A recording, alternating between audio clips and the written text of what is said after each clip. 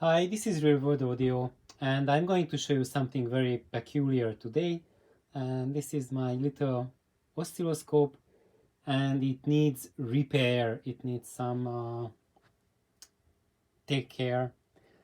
And of course, you can note these things happening that partly by the age of your tool.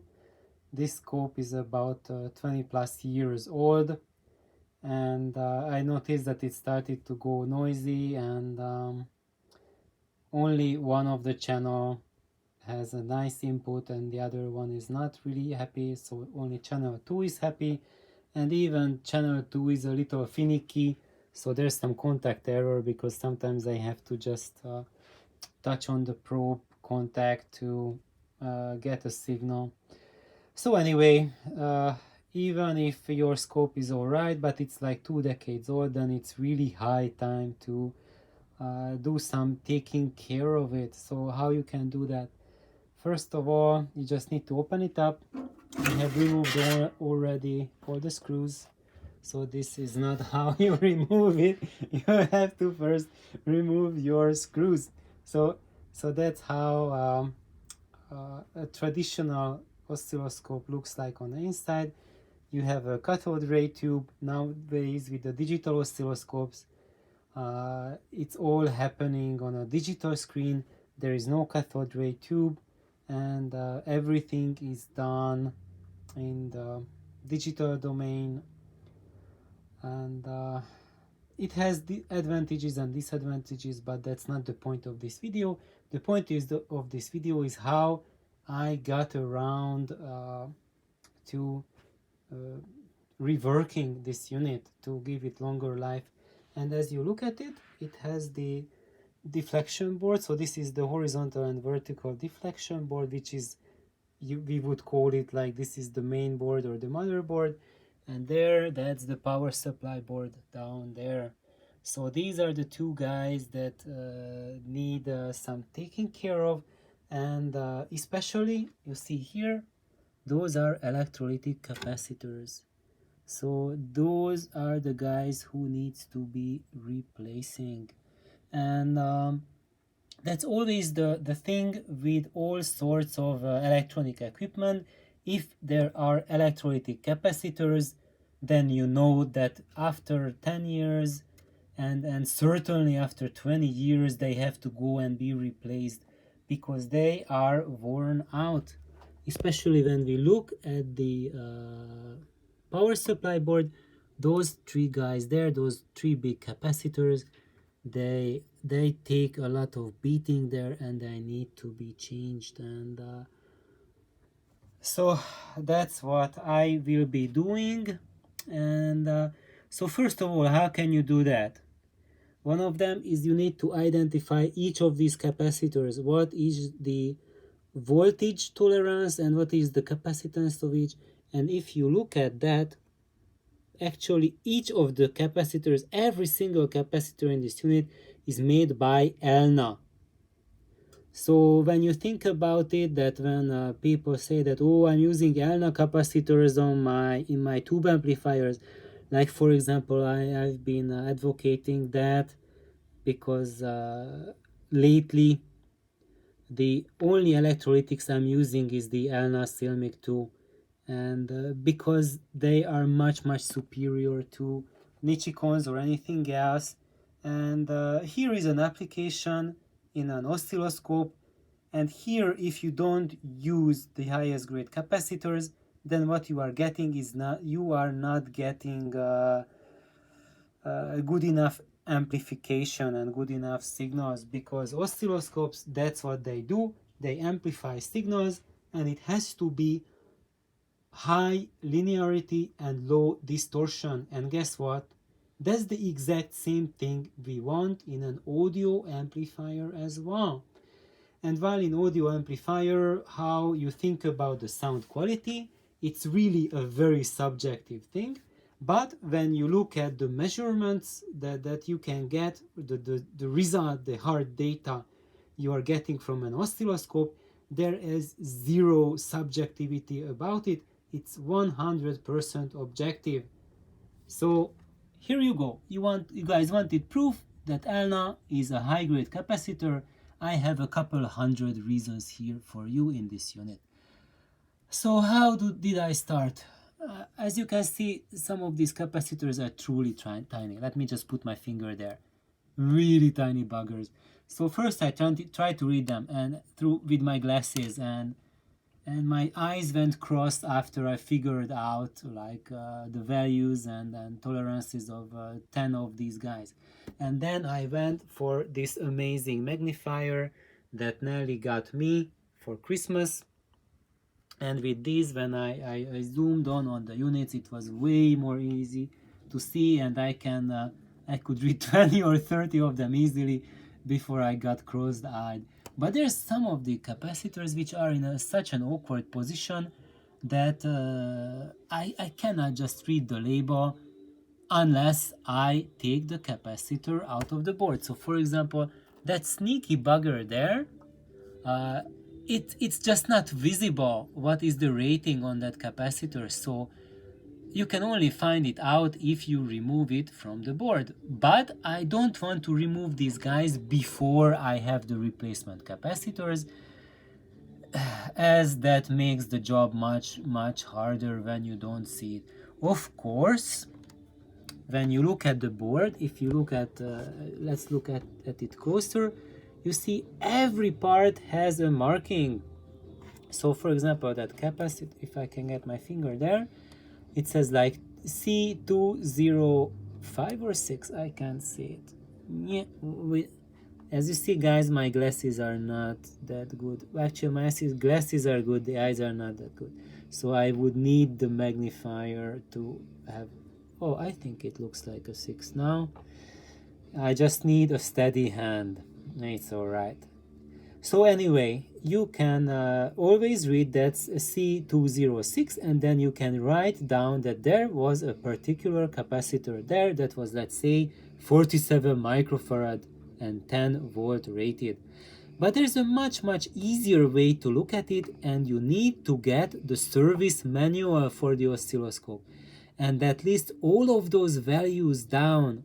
So you don't have to hunt for the actual values, hunt for the actual capacitors. You can find it in the service manual. And of course, I did not have the service manual, so I Googled it up. So that's what you do. You don't have something, just look it up online. And I found a website that had it. It was called elektrotanya.hu. It was a Hungarian site. And for free I could download the service manual for the oscilloscope. So how did I do a search for it? I just typed in Kenwood CS4025 oscilloscope service manual, and then I got that website, and the download link was there. So there you go. This is part from the service manual listing all the parts list. And as you can see, this is only one page. Can I okay, now it's better. So this is just one page, and it actually, this way, it still didn't help me out too much, because the parts are just so written in such tiny letters that you see even the camera has trouble zooming in. So now there it is, and then it lists like cap.electro, it means those are electrolytic capacitors. And when it says cap.ceramic, those are ceramic capacitors. Those are probably not probably, but those are much more longer lasting than electrolytic. So these are the ceramic capacitors. You see those guys, those brown semicircles there. So those are your second line replacement candidates. When you need to care of an older unit, be it an oscilloscope or an amplifier, first go for the electrolytics. Do a complete replacement of all of the electrolytic capacitors. If it's still not 100%, you are not satisfied, then your second line will be those ceramic discs. And here's a couple of those in the power supply board. I would also I would start with those guys as well. Um, if after the change it's still not good enough. And then of course you can look through the list of resistors. You can see some of them over there, like a bunch of tiny resistors here and there. Transistors, you don't have to worry about the transistors. If the unit was functioning, then your transistors are okay. The problem with the transistor starts when you have problem with the electrolytic capacitors. They go bust, and then there is no proper voltage fed to the transistors, and that's when they will die on you. And that's the death of solid state electronics, be it an oscilloscope or an audio amplifier, is that the availability of the old transistors is extremely scarce. So that's why most of these guys end up on a junk pile, because there's no more replacement transistors. However, if you catch the problem and you proactively change all your electrolytic capacitors, you will not arrive to that point when your transistors and ICs, because these are integrated circuits, the big ones, those smaller ones, the heatsink ones, those are the power transistors there. So that's it. From the parts list I could see it, but still I couldn't see it yet. So what I did is that I made a screenshot from all of these tiny buggers and made a printout. You see now, so this is what one can read, and that's what's in the service manual. So when I printed it out, quite a few pages, guys, look at that. This is like 6 pages long, and that's only the list of capacitors in the unit. There's that many capacitors. So what I did is then I counted, because there's actually a very few types of capacitors, but a lot of them. For example, the 47 microfarad 10 volt rated, there's 22 capacitors on the board scattered. And all in all, I made a list of everything, and I ordered it from Mauser, and it will arrive on Tuesday. So, and it was pretty cheap. So with shipping, it was under $40, that whole caboodle of parts. And that's the easy bit, but the tough bit will be changing all of them. I would really need my eyes for that, and a lot of zen and a lot of stamina to go through that, and lots of late nights. And how you can do that, because as you see here, these capacitors are not sitting on the board. They left a little bit of leads, so you can actually move them around, but you cannot solder from here from up. So what you can do, what these guys did was ingenious. So flipping it over, there's a panel that you can remove from the bottom, and you can access the motherboard from the downside. And now you see why this is going to become a major challenge for me, is because there's just, how do you find out which of the pins belong to your capacitor? Because on the other side, everything is marked with the proper name, but you have to figure out on the other side, what are we getting there? So one thing that you can do is like get a light and put it behind your unit, so there's some lighting there, and then you can like find the capacitor. Like here, I want to change that where do I see it? There, that capacitor. If you put your finger in the back, that will help a little bit to guide you to the rough area. And anyway, it will be a nice challenge for me.